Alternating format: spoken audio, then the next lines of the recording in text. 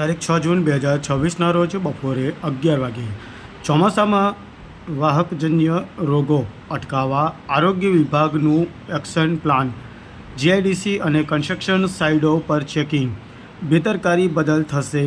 કાયદેસરનો દંડ. ચોમાસાની ઋતુની શરૂઆત થતાં જ રાજ્યમાં મેલેરિયા, ડેન્ગ્યુ અને ચિકનગુનિયા જેવા વાહકજન્ય રોગોનો ફેલાવો અટકાવવા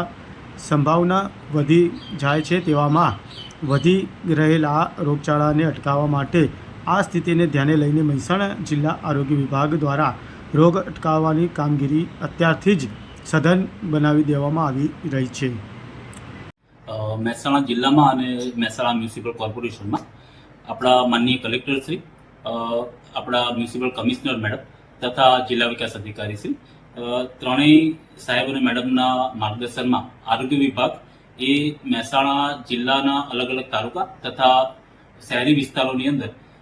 ખાસ કરીને પહેલેથી પ્રી મોન્સૂન એક્ટિવિટી શરૂ થઈ જાય, જેથી કરીને વરસાદ આવતા પહેલા લોકોની મુશ્કેલીમાં વધારો ના થાય, ખાસ કરીને વાહકજન્ય રોગોની અંદર એના માટેના પગલાં લઈ રહ્યું છે.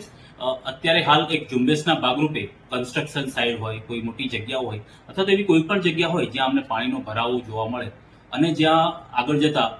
પોરા અથવા મચ્છર ઉત્પત્તિના સ્થળો